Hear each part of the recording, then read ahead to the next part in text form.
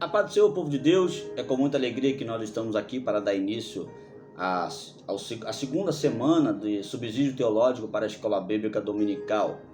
E é com grande alegria que eu quero hoje falar sobre a segunda lição da Escola Bíblica Dominical, trazer para os irmãos um conteúdo mais abrangente, trazer para os irmãos um conteúdo que possa enriquecer a sua EBD da sua igreja. Quero deixar claro que o intuito desse vídeo não é para dar uma aula de escola dominical, não. O intuito desse vídeo é trazer para os irmãos um pouquinho de conhecimento acerca do que a lição vai falar. Para que isso? Para ajudar a sua escola bíblica dominical. Deus colocou em meu coração o desejo de contribuir com a EBD da sua igreja. E eu tenho certeza que a EBD desse ano de 2021 da sua igreja será uma bênção em nome de Jesus. E por isso eu quero com muita alegria compartilhar com os irmãos o meu estudo e que os irmãos possam pegar, anotar, fazer o que Deus colocar no seu coração, levar para a aula. Você que é professor, enriqueça a sua aula com conhecimento. Você que é aluno, pegue aquilo que você está ouvindo, leve para a sua classe da escola dominical e compartilhe com os que estão ouvindo e com o professor. Faça pergunta ao seu professor acerca daquilo que você aprendeu, para que o conhecimento possa crescer e a sua escola dominical será uma bênção em nome de Jesus. E tudo isso através da sua contribuição para a glória de Deus. Como eu disse na semana passada, o intuito desse vídeo não é dar aula. Nós vamos ter uma conversa acerca da escola bíblica dominical. Então, vamos conversar? Vamos falar sobre a lição de número 2, que tem por título a atuação do Espírito Santo no plano da redenção. A atuação do Espírito Santo no plano da redenção. A lição de número 2, que é de domingo, dia 10 de janeiro de 2021.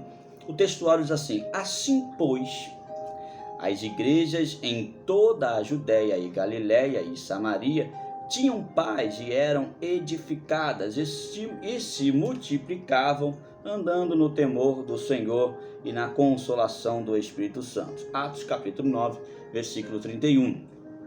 Esse textuário é bem interessante, por quê? Porque ele é bem explicativo. Ele deixa evidente o crescimento e a causa do crescimento da igreja primitiva. Para isso precisamos atentar um pouco para esse texto. Primeiro, percebe que o Dr. Lucas, quando ele escreve em Atos, no capítulo 9, versículo 31, ele diz acerca do crescimento da igreja, mas ele não coloca isso como prioridade. Ele tem como prioridade mais as causas do crescimento, o porquê do crescimento, do que o próprio crescimento. Isso já deixa para nós que o crescimento da igreja não é a coisa mais evidente, não é a coisa mais importante que nós possamos atentar. O que nós precisamos é edificar a todos os que já estão presentes, e esses darão frutos. Por que eu digo isso? Porque hoje nós vemos uma corrida desenfreada de líderes querendo que a sua igreja cresça. Nós temos que ganhar alma, temos que ter membro, temos que aumentar a renda, temos que isso, temos que... Não, você tem que ganhar alma sim, esse é o nosso trabalho, é o nosso objetivo. Mas você não pode olhar para isso somente como crescimento. Não, temos que crescer, queremos crescer. Não, você tem que olhar, é a alma que se converte. Porque quando a pessoa passa a observar mais o número, ele esquece da importância que tem a alma. Então, isso é interessante, por quê? Porque ele deixa claro. Olha, eu vou ler passo a passo para os irmãos compreender o que o textuário vai dizer. Perceba, o escritor enfatiza mais a causa do crescimento do que o crescimento em si. Olha o que ele vai dizer. A igreja crescia porque tinha paz e era edificada. Por que tinha paz e era edificada? Porque andavam no temor do Senhor e na consolação do Espírito Santo. Então entenda, a igreja crescia porque tinha paz e eles eram edificados. E por que ele tinha paz e era edificado? Porque andavam no temor do Senhor e na consolação do Espírito Santo. Quando você lê o versículo pensando acerca de como a igreja crescia, você vai entender que para uma igreja ser saudável, para uma igreja se crescer bem, ela precisa andar no temor do Senhor e ter a consolação do Espírito Santo. É por isso que é muito importante que nós busquemos sempre uma comunhão, uma intimidade, a preservação da presença do Espírito Santo dentro de nós. Isso é muito importante. É por isso que ele deixa claro que a igreja tinha paz e era edificada porque andava no temor do Senhor. Quando fala de andar no temor do Senhor, fala acerca do conhecimento da palavra de Deus, fala acerca do estudo da palavra de Deus. Então, se queres ter paz, se queres ter edificação, ande segundo as ordenanças da palavra de Deus e tendo sempre comunhão com o Espírito Santo, buscando sempre a consolação do Espírito Santo. Entenda que nesse texto, outra coisa interessante, ele está falando de igreja, ele não está falando de pessoa em si, ele fala de igreja. E quando ele fala de paz, ele está falando de uma paz dentro do corpo, de uma edificação do corpo, da igreja em si. E é muito ruim uma igreja sem paz, uma igreja em guerra. Coríntios, o povo de Coríntios, o apóstolo Paulo, ele exorta o povo de Coríntios porque eles viviam em dissensões, eles viviam em guerra entre si. É muito ruim uma igreja dividida, é muito ruim uma igreja que não tem paz. Irmão que fica bicudo com o irmão, fofoca dali, fofoca de lá, disse-me disse, fulano querendo saber da vida de fulano, fulano fala da vida de Bertano para fulano e assim por diante. E viram uma bagunça dentro da igreja. A igreja não tem paz, porque um olha para o outro atravessado, fulano falou de mim, fulano me tratou mal, fulano não tem paz. Isso é muito ruim uma igreja dividida, onde existem grupinhos dentro da igreja. Mas isso não acontece. Claro que acontece, tem muitos irmãos que não. Eu gosto de ir para a igreja quando o irmão fulano de tal está no culto. Mas quem é o irmão fulano de tal diante da pessoa do Espírito Santo? Que é ele que está ali presente. Não, eu sou dos jovens e não ajudo as senhoras, não ajudo os obreiros. E quem é você para dizer que você só pode ajudar os jovens? Nós somos um corpo, não pode ter divisão, não pode estar como diz a Bíblia, eu sou de Apolo, eu sou de Paulo, não, eu sou de Cristo. Tá os três errados, porque vocês têm que estar unidos, é isso que Paulo quis dizer. Não, eu sou do grupo dos anciões e não compactuo com o culto jovem, não ajudo os jovens no seu trabalho. Está errado também. Nós somos igreja e como igreja devemos andar unidos. É por isso que ele fala sobre a igreja ter paz. Não existe uma igreja edificada que não tenha paz. Se tem contenda de dissensão na sua igreja, a sua igreja precisa de uma transformação do Espírito Santo. Você precisa falar isso em aula. Você precisa falar para os seus alunos, precisa falar para a sua igreja. Se há contenda, há divisão entre nós precisamos ser transformados. Porque o Espírito Santo não habita onde há contenda. O Espírito Santo só habita onde há paz, onde há edificação, onde há louvor, onde há adoração a Ele. Não adianta, irmão, você querer adorar a Deus, louvar a Deus, você devolver o seu dízimo no altar, devolver a sua oferta, estando em contenda com o seu irmão. A Bíblia é clara. Primeiro você vai se consertar com o teu irmão antes de oferecer no altar. Não adianta, então nós não podemos ser hipócritas. Quando Lucas fala acerca disso, em Atos capítulo 9, o verso 31, ele está deixando claro, a igreja precisa ter paz e ser edificada, mas para isso, ela precisa andar no temor do Senhor e na consolação do Espírito Santo. Fazendo isso, ela obterá crescimento, não volume de pessoas. Estou falando de crescimento, um povo que ama a obra do Senhor, é isso que eu estou falando. Então, só esse texto de Atos capítulo 9 daria um estudo profundo acerca da comunhão da igreja de Cristo. Então nós precisamos andar segundo a palavra de Deus, segundo o temor do Senhor e também na consolação do Espírito Santo. A leitura bíblica em classe, ela está em João, no capítulo 16, do versículo 7 ao 13. O versículo 7 é interessante, que ele vai dizer assim, todavia digo-vos a verdade, que vos convém que eu vá, porque se eu não for, o Consolador não virá a vós, mas quando eu for, o enviarei. Isso aqui é interessante porque Jesus vai dizer assim, quando ele vai dizer que vos convém, esse convém que eu vá é muito interessante, porque Jesus está dizendo que é conveniente ou melhor ou importante para vocês, como igreja, que eu vá. Porque se eu não for, o Espírito Santo não vem. E aqui dá-se a entender que Jesus coloca a pessoa, a presença do Espírito Santo agora em ênfase. Lembra da aula do vídeo passado que eu falei sobre a pericorese? Quando uns entra em cena, os outros giram a roda em favor daquele que trabalha, e aquele que está em cena, num certo momento, sai de cena, vem para a roda, e outro entra no centro, entra em cena. Foi o que aconteceu com Jesus. Jesus estava dizendo, aqui em João, no capítulo 16, no versículo 7 ao 13, no versículo 7 em si, dizendo, olha, o meu trabalho aqui encerrou, eu já morri, eu já estou indo embora, eu vou morrer, o meu trabalho aqui é morrer para salvar o povo. É isso que ele está dizendo. Quando eu morrer, o meu trabalho acabou. Mas eu preciso ir embora, porque se eu não for embora, vocês não terão o Espírito Santo.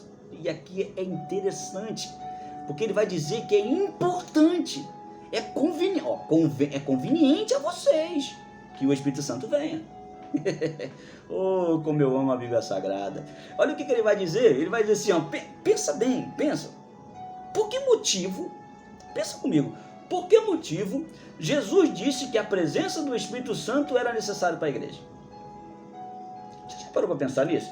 Por que motivo Jesus vai dizer que a presença do Espírito Santo é importante para a igreja? Ele já não estava ali. Jesus já não estava presente. Ele poderia ficar. Mas por que ele vai dizer que o Espírito Santo é importante vir no lugar dele? Simples, irmãos. Simples de responder.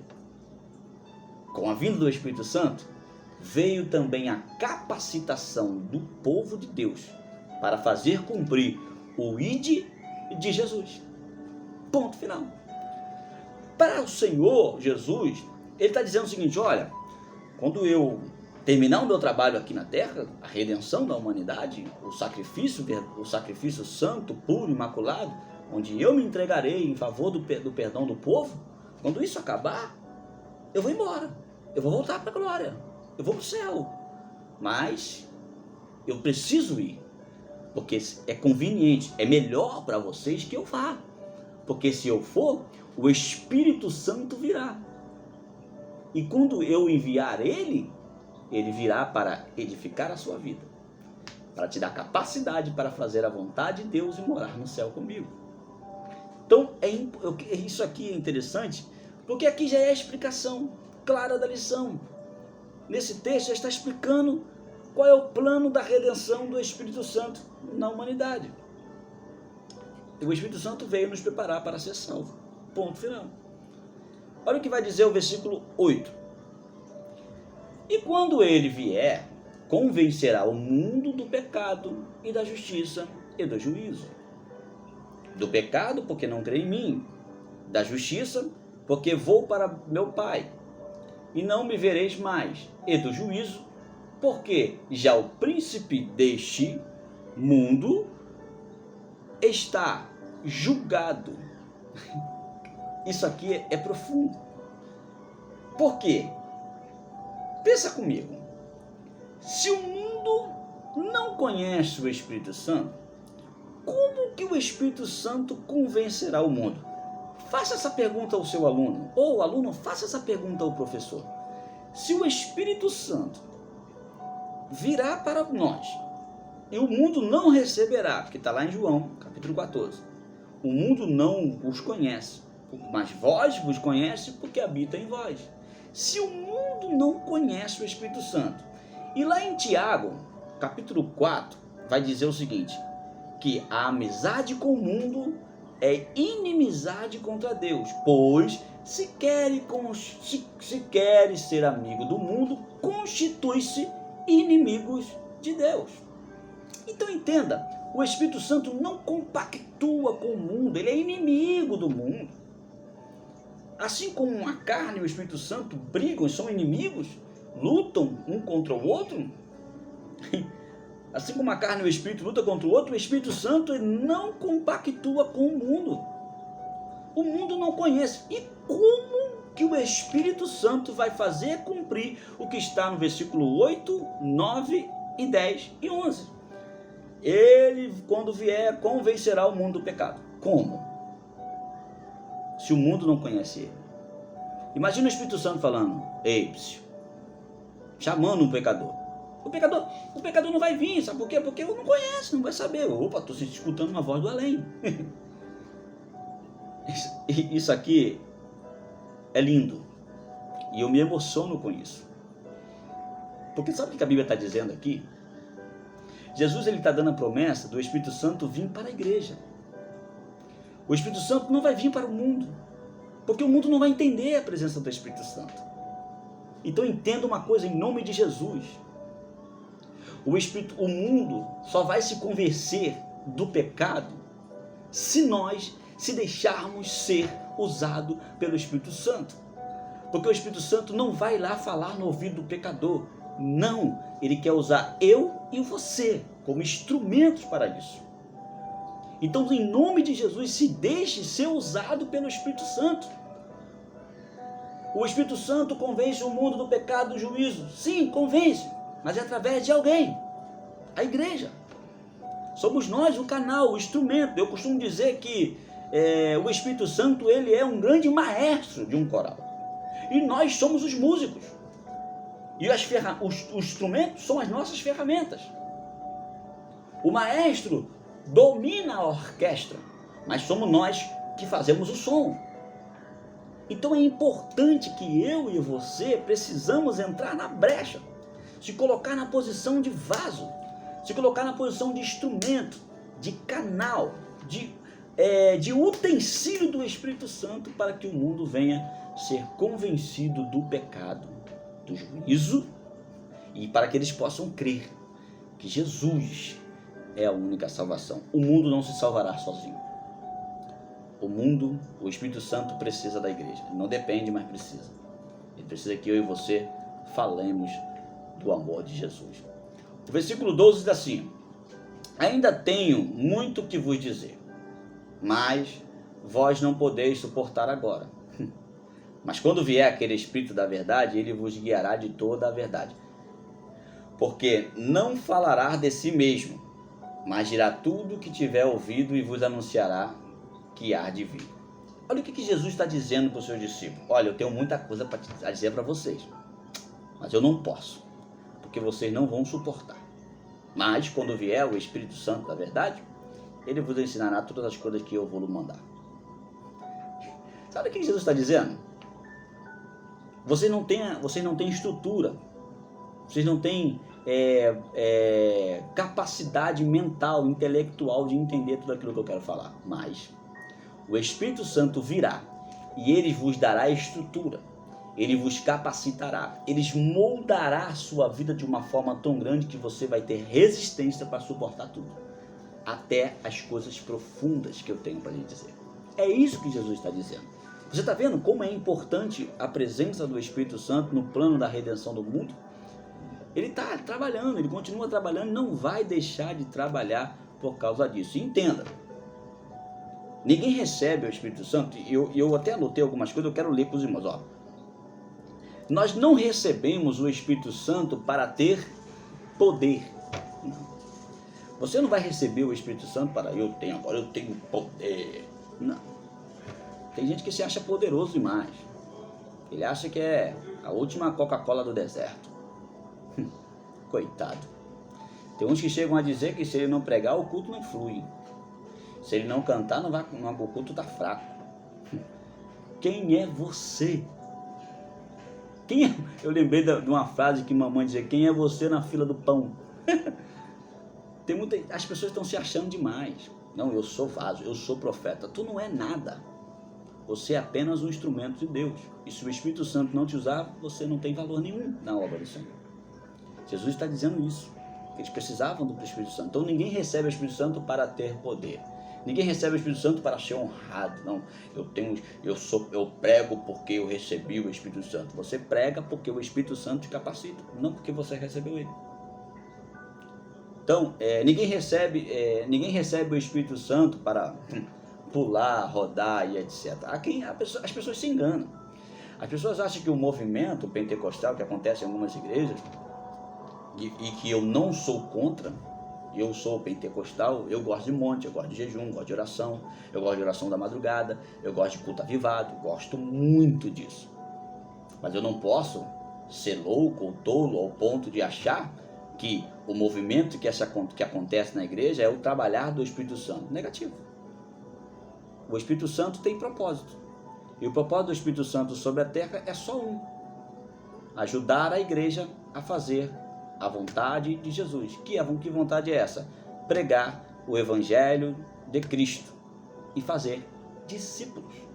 O Espírito Santo, o objetivo dele é esse: capacitar a igreja para fazer a obra e prepará-los para o dia da salvação. Ponto final.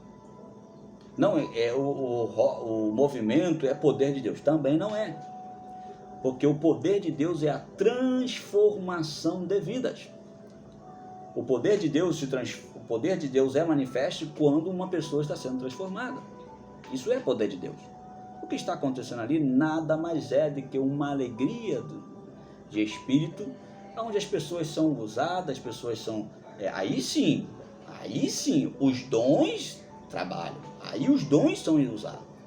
Mas não quer dizer que o poder de Deus está acontecendo ali, não, negativo. O poder de Deus é a transformação de vida. Então não confunda as coisas.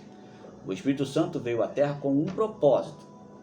O propósito de preparar e edificar a igreja para cumprir o ID de Jesus, para pregar o Evangelho e fazer discípulos. E capacitá-lo para que ele possa morar no céu, ter resistência para suportar as adversidades da vida. Amém? Vamos entrar na lição? Porque só o texto áureo e a leitura bíblica em classe é profundo. Se a gente for ficar falando aqui, vai tomar muito tempo. O objetivo da lição 2 é ensinar que o Espírito Santo está presente no plano da redenção. Nessa lição, falaremos sobre o glorioso trabalhar do Espírito Santo no plano da redenção. É importante ressaltar o perigo do neopentecostalismo, o novo Pentecostes. Em muitos lugares tem se tornado hábito tirar a autonomia do Espírito Santo e depositar a outra coisa ou a qualquer pessoa. Isso aqui é preocupante porque o neopentecostalismo, o novo Pentecostes que surgiu sobre a terra, ele tem tirado a autonomia do Espírito Santo em algumas coisas. Por exemplo, há pessoas que acreditam que um copo com água tem poder de curar. Há pessoas que acreditam que um sal tem poder de libertar, que uma rosa pode libertar alguém. Ora, Jesus foi claro: em meu nome expulsarão os demônios, curarão os enfermos. Em meu nome. Não é por causa de uma rosa. Porque o Espírito Santo que habita em nós nos capacita para realizar a vontade de Deus sobre a terra. Nós não podemos tirar a autoridade de um e dar a outro, de hipótese nenhuma, ou alguma outra coisa. Tem gente que Jesus cura e ele acredita que é um copo com água que curou ele. Então não podemos ser ignorantes. Tome muito cuidado com esse tipo de movimento. Amém? Vale também ressaltar que os filhos de Deus precisam sempre lembrar da dependência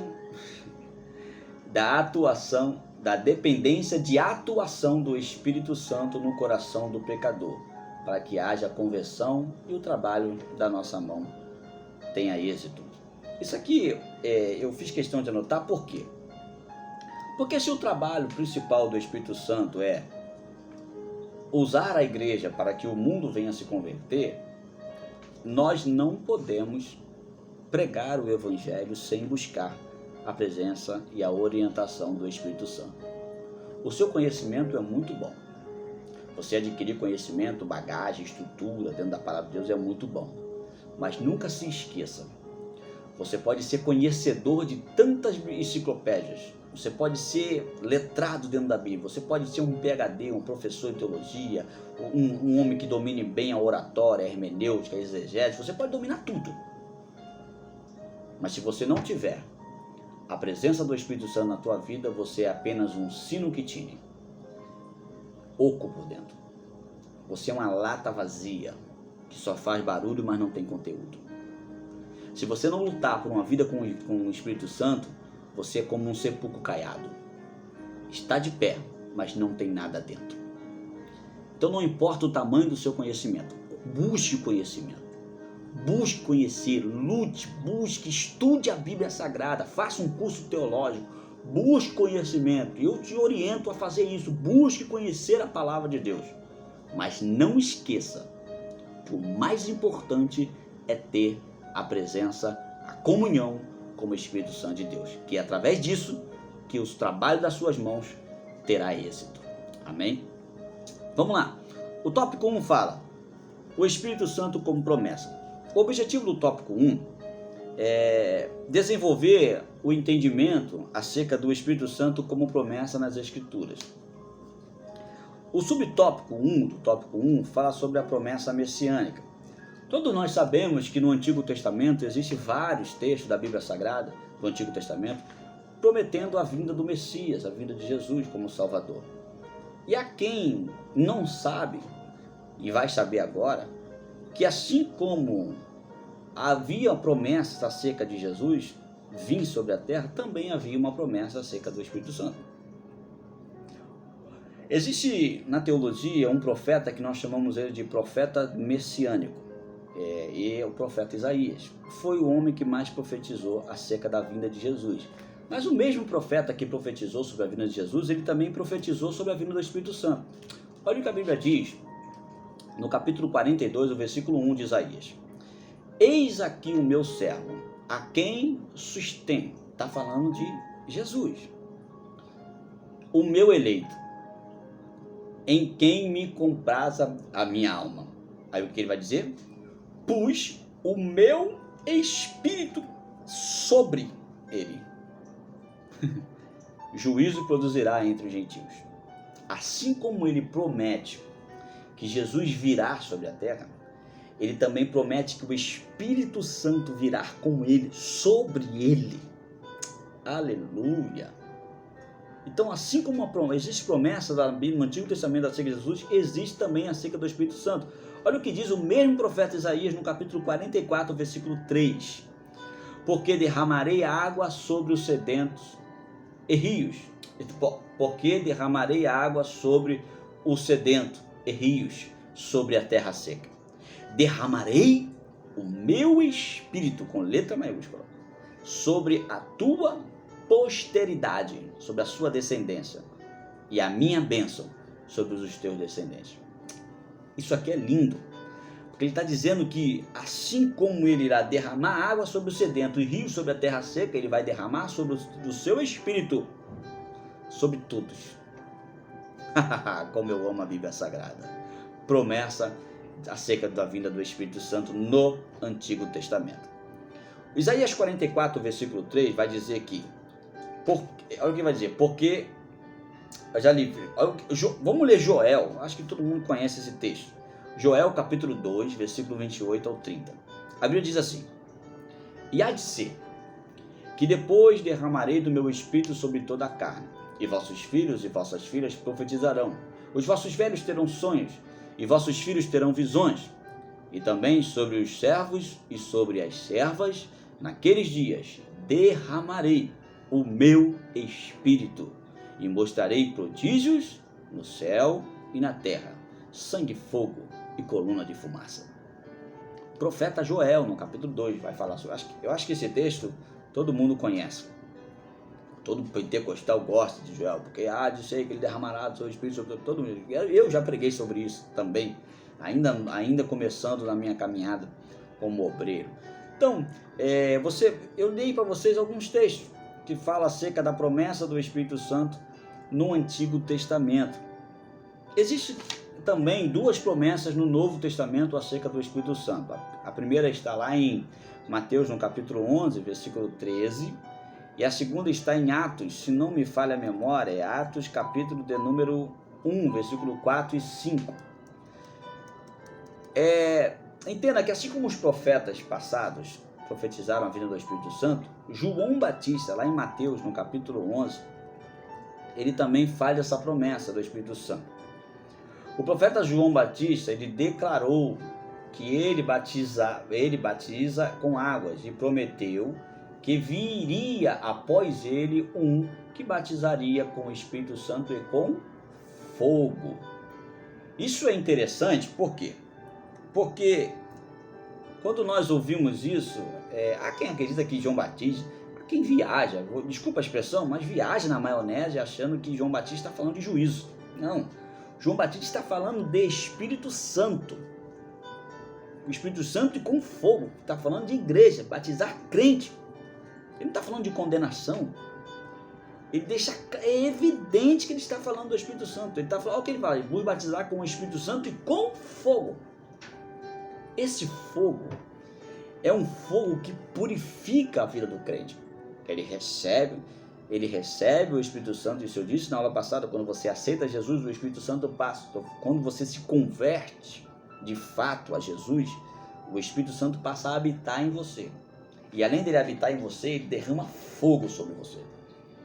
Não é um fogo para te matar, mas é um fogo para te purificar, para te limpar, para te regenerar.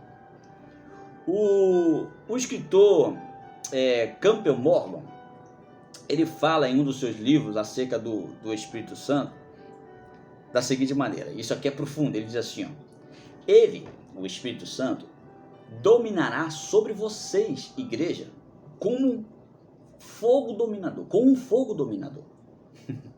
Ele vai dizer assim, fogo do Espírito Santo, que queima o pecado, que expulsa e queima o pecado da vida do ser humano e o recria.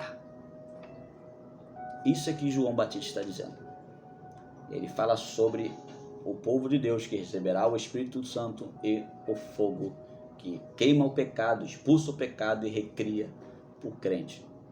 Quem já experimentou o batismo com o Espírito Santo sabe o que eu estou dizendo. Como nós somos renovados quando recebemos o batismo com fogo, o batismo com o Espírito Santo. João diz assim, e eu em verdade vos batizo com água para arrependimento, mas aquele que virá após mim é mais poderoso do que eu, e eu não sou digno de levar as suas sandálias.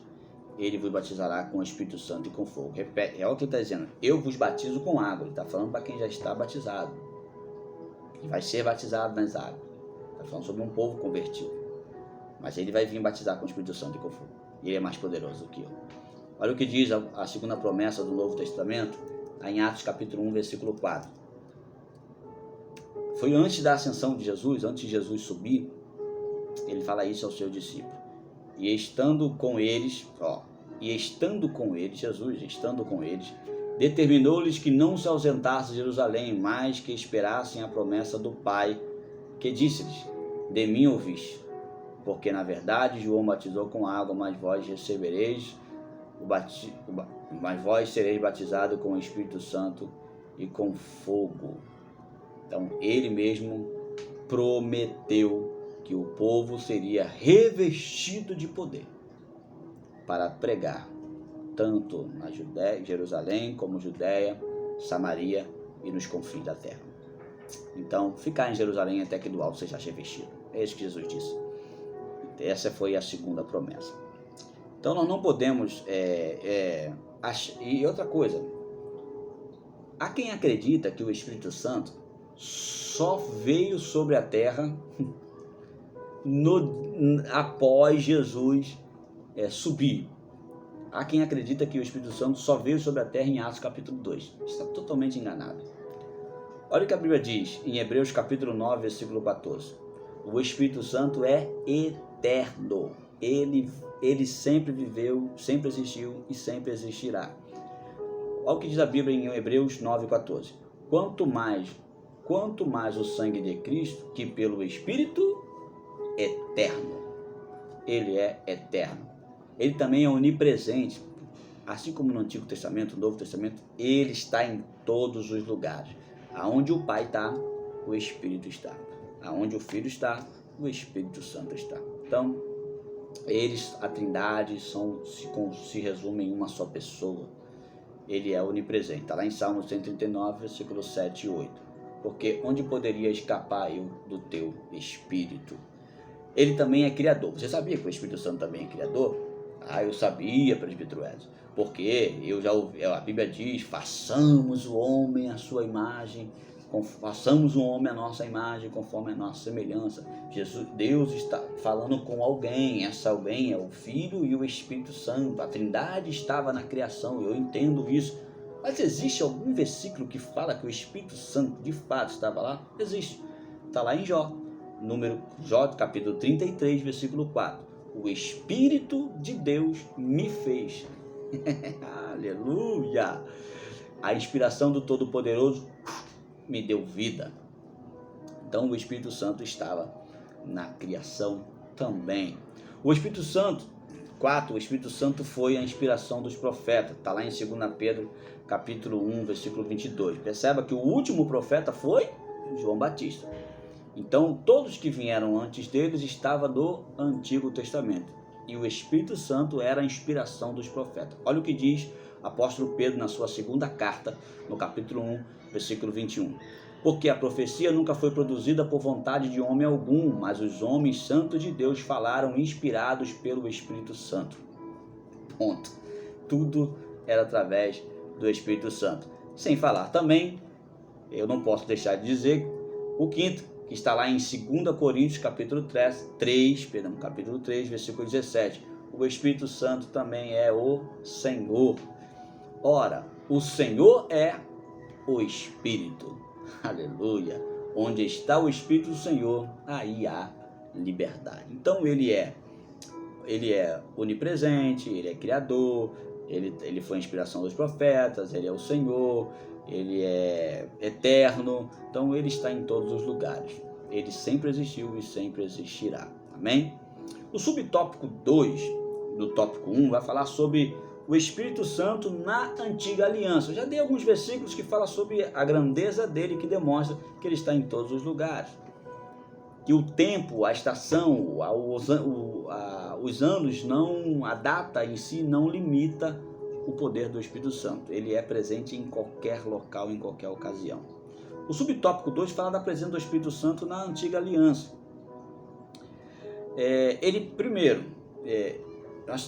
Para falar sobre o Espírito Santo na antiga aliança, nós precisamos ir para a Bíblia Sagrada. O que a Bíblia diz acerca do Espírito Santo na nova aliança?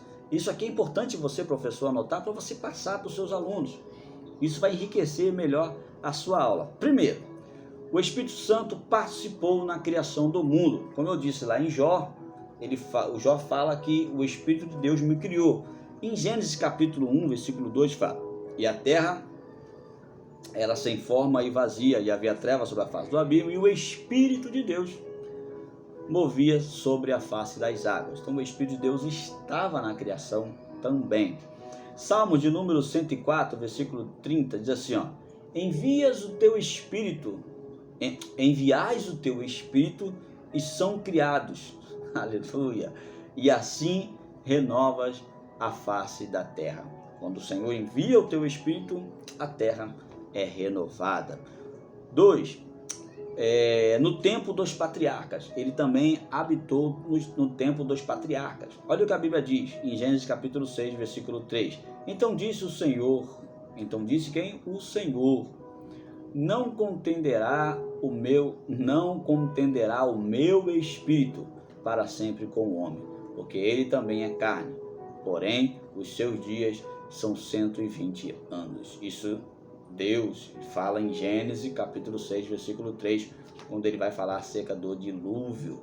Ele vai dizer, não contenderá o meu espírito. Ou seja, o Espírito Santo já estava ali, tentando convencer. A Bíblia diz, apóstolo Pedro fala, que Noé, ele era pregador do Evangelho. E ele pregava inspirado pelo Espírito Santo. E por isso que Deus fala isso. Não contenderá o meu espírito mais como homem. Chega, ponto final. Me arrependi e não quero mais. Esse arrependimento não é arrependimento humano. Eu não quero mais o homem. Vou destruir o homem sobre a face da terra e vou recriar o homem.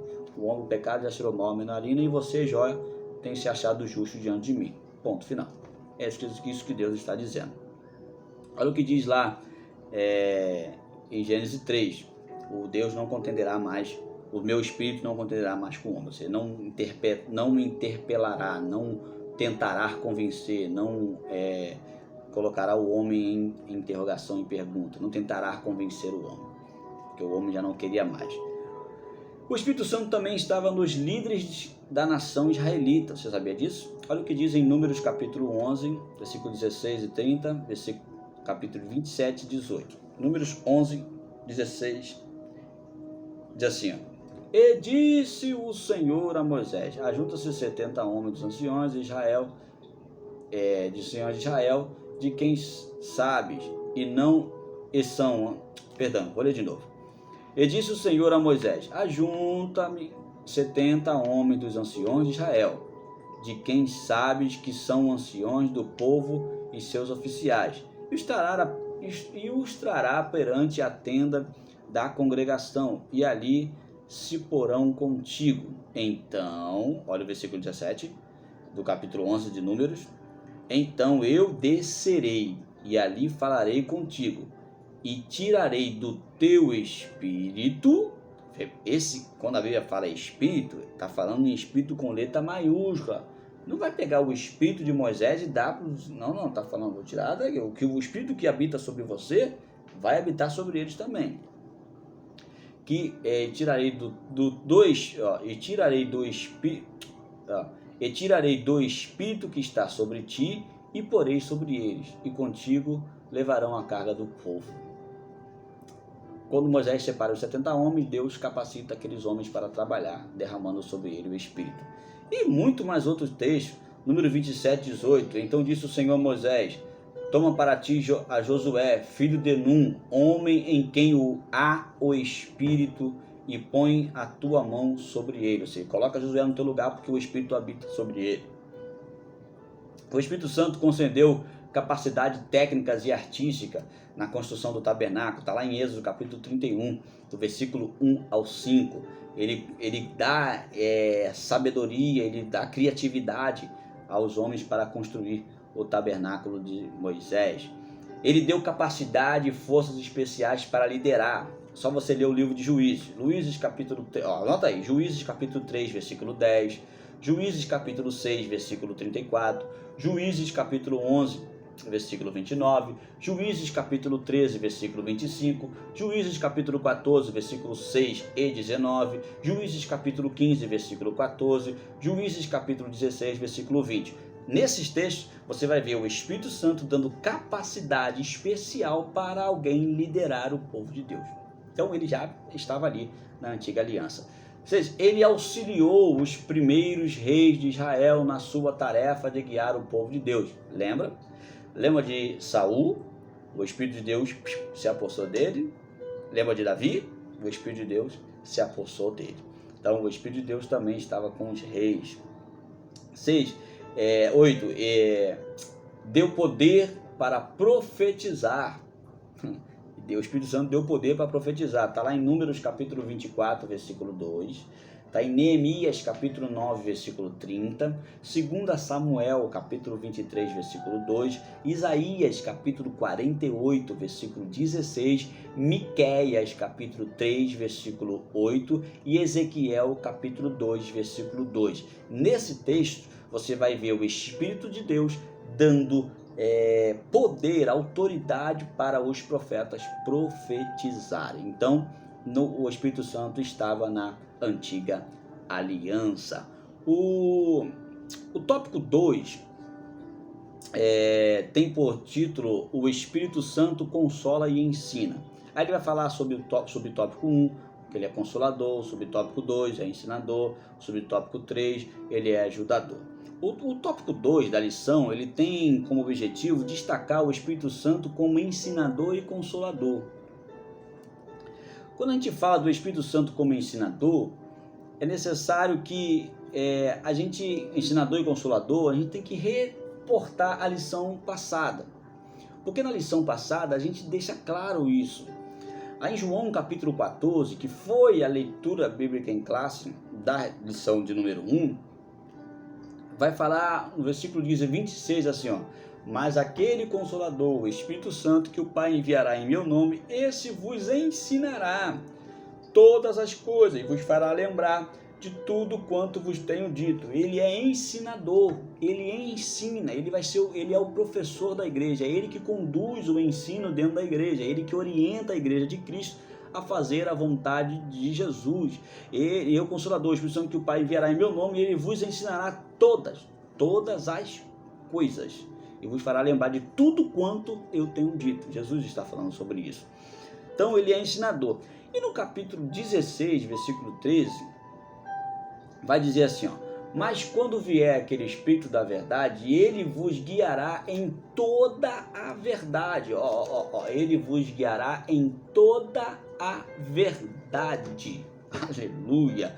Porque não falará de si mesmo, mas dirá tudo que tiver ouvido, e vos anunciará o que há de vir. Olha o que diz lá em Hebreus, no capítulo 3, versículo 7. Eu estou falando dele como ensinador. Portanto, como diz o Espírito Santo, se ouvires hoje a sua voz, quando você ouve, ele te ensina. Olha o que diz em Atos capítulo 6, versículo 10. E não podiam resistir à sabedoria, aleluia, e ao Espírito que falava. Eles não podiam resistir à sabedoria que Paulo falava, que os discípulos falavam, porque neles habitavam o Espírito da verdade. Olha o que diz lá em Hebreus capítulo 10, versículo 15 ao 16.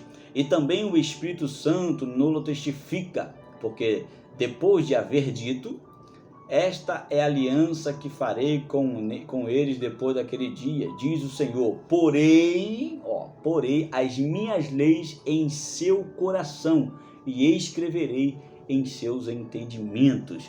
O Espírito Santo, ele ensina, ele além de ensinar a igreja de Cristo, ele também implanta dentro do nosso coração as leis do Senhor e escreve todos os entendimentos da palavra do Senhor. Quando você estuda a Bíblia Sagrada, o Espírito Santo, ele penetra dentro do seu coração, ele faz com que a palavra de Deus habita no seu coração, e no momento certo ele vai te fazer lembrar daquilo que a palavra te ensinou.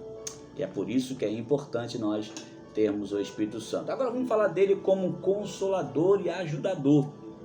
Aqui eu tenho que voltar na leitura bíblica em classe, porque a leitura bíblica em classe da lição de número 1, capítulo 14, versículo 16, fala assim, ó: e eu rogarei ao Pai, e ele vos dará outro Consolador, para que fique convosco para sempre, o Espírito da verdade.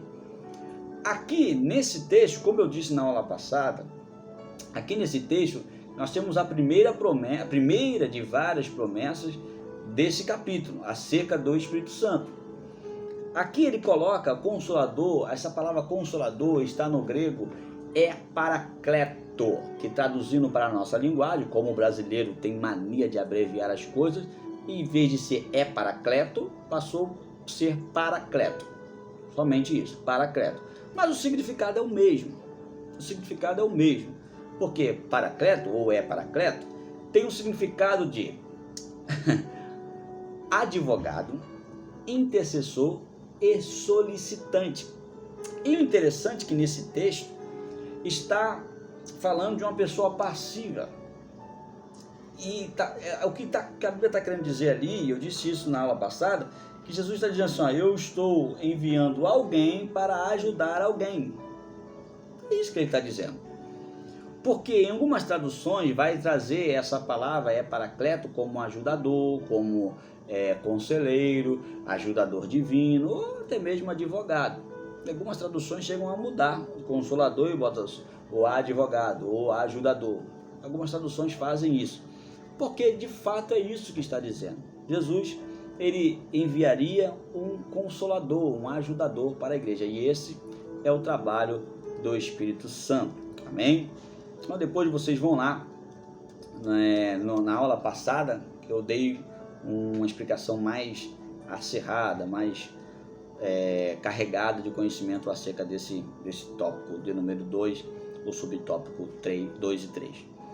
O tópico 3 tem por título: o Espírito Santo reprova e convence o mundo. O objetivo desse tópico é deixar claro que o Espírito Santo tanto reprova como convence o mundo do pecado.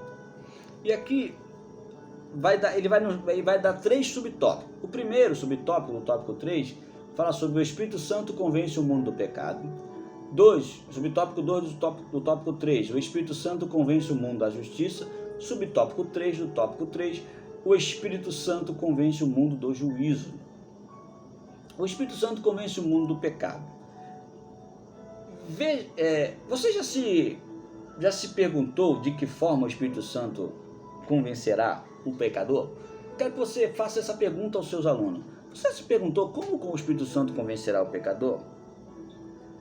Aí você vai responder que nós precisamos ter a ciência de que o Espírito Santo fala ao pecador através de nós, Igreja de Jesus. Ele, como eu disse lá antes, ele é o maestro que domina essa orquestra. O Espírito Santo, ele fala ao pecador, sim, fala, mas através da igreja. Então é necessário que nós se colocamos na brecha para sermos usados por ele. O Espírito Santo, irmão, entenda, ele precisa da igreja. Ele não depende, ele é soberano, ele não depende da gente. Se você não quer ser usado, simples, ele vai tirar você da sua posição e colocar outro no seu lugar. Quem nunca viu um pastor famoso subir, ser honrado e depois sumir do mapa? Quem não conhece, quem nunca ouviu falar daquele cantor que subiu e de repente sumiu e outros entraram no teu lugar? É assim, a roda gigante do mundo cristão. Jesus, o Espírito Santo, ele precisa da igreja, não depende. Se você não quiser, ele vai levantar outro para trabalhar no seu lugar. Quando ele fala vai convencer o mundo, a palavra convencer fala de fazer acreditar. Simples. Quando você está num diálogo com alguém, você está querendo passar, por exemplo, uma pessoa diz para você que isso aqui é cinza grafite. Não, a capa da Bíblia é cinza grafite, mas a capa da Bíblia é preta. E o que você precisa fazer? Convencer aquela pessoa que isso é preto, que ela está enganada. É isso que o Espírito Santo faz, mas ele não fala ao pecador, ele usa a igreja. Então, é importante que nós tenhamos o conhecimento da Bíblia Sagrada, porque o apóstolo Paulo fala sobre isso, que nós precisamos ser poderosos em palavras a ponto de convencer os contradizentes. Então é necessário que nós estudemos isso que você está fazendo, vendo esse vídeo até agora, é para enriquecer o seu conhecimento, para que você possa ajudar os seus irmãos em Cristo Jesus, crescer também contigo. E isso é muito bom, porque através desse conhecimento nós podemos, aleluia, crescer e ter argumentos para convencer o mundo do pecado. A palavra grega para convencer é elegtei. Eu não sei se a minha pronúncia está correta, mas possui 2 significados básicos. Convencer, no sentido de provar ou demonstrar. Condenar, no sentido, e o outro é condenar, no sentido de reprovar. Então, eu não sei se a minha pronúncia está correta, mas se não tiver, Legxei, esse é o grego da palavra convencer. Então é simples, a palavra é quase equivalente à palavra expor, que tem eu posso dizer, como é que eu posso explicar, que tem precisamente o mesmo duplo sentido, exibir para a apreciação do público, ou explicar, desmascarar, ou mostrar, ou desmontar um argumento, expressar uma reprovação de um pensamento. Isso é convencer alguém. Quando você está disposto a convencer o mundo do pecado, tem que estar disposto a convencer ele daquilo que ele acredita. Ponto final. E para isso você precisa ter estrutura para poder realizar isso. E ele vai falar também convencer da justiça e do juízo. Percebe que parece a mesma coisa, mas não é. Justiça fala da capacidade de julgar e agir de forma apropriada às circunstâncias, sem favorecimento ou discriminação. O juízo já fala de um julgamento. É o mesmo que o ato de processo ou efeito de julgar. Faculdade de avaliar os seres, as coisas e os julgares. Entenda, o que é convencer o mundo do juízo e do julgamento? É fazer com que eles mude a concepção de que a justiça de Deus não é real. Eles não conhecem, eles não acreditam na justiça de Deus. Até porque se eles conhecessem a justiça de Deus, eles não praticariam as obras que eles praticam. Eles não conhecem o juízo, que é o julgamento. Eles não conhecem, eles não têm noção de quão terrível será o julgamento do juízo final. Eles não têm noção e por esse motivo eles agem de qualquer forma sem medir as suas obras. Então é importante, irmãos, que eu quero que, aqui eu estou finalizando, eu quero que com esse subsídio teológico você possa trazer para a igreja de Cristo que eles precisam buscar o conhecimento de Deus, porque o Espírito Santo, ele atua no projeto redenção, o plano de redenção está sobre o trabalhar do Espírito Santo, mas o Espírito Santo não vai pegar esse piloto e colocar ele aqui, não, o Espírito Santo vai me usar para pegar o piloto e colocar ele aqui. Vocês estão entendendo o que eu estou dizendo? Ele não vai pegar o pecador e vai fazer uma lavagem cerebral no pecador, ele não trata o ser humano como marionete, ele precisa de mim e de você.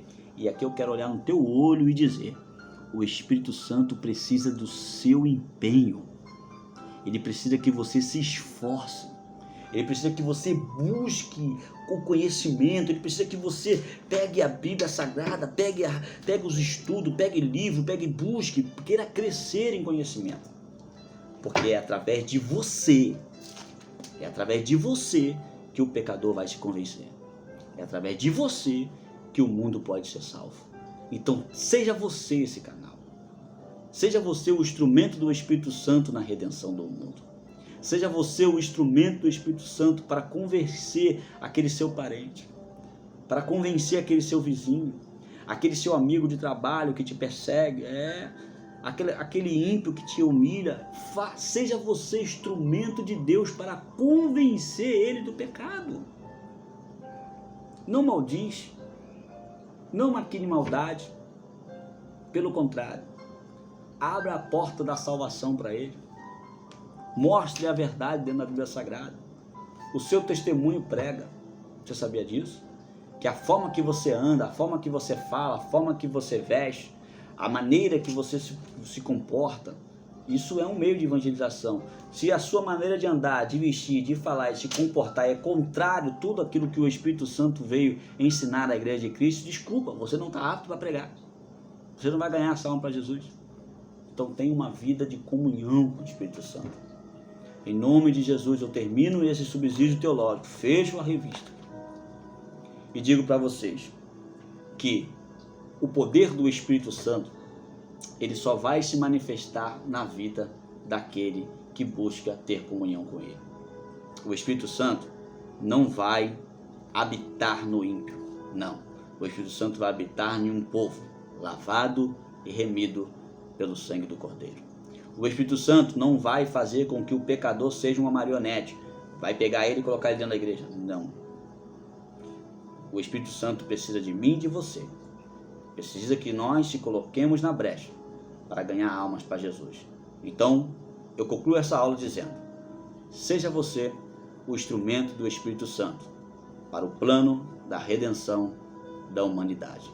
Que a sua aula seja abençoada, que a sua aula seja próspera, que o Senhor Jesus possa estar presente no meio da sua aula, que os alunos possam ouvir a sua aula e sentir o desejo de buscar comunhão com o Espírito Santo.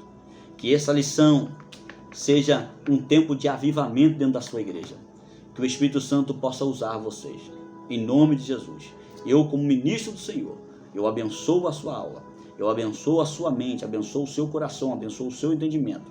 E profetizo que você será uma bênção, um instrumento de Deus para todos aqueles que estão à sua volta. Fique com a paz do Senhor Jesus. e que essa aula seja edificante para a sua vida. Em nome de Jesus.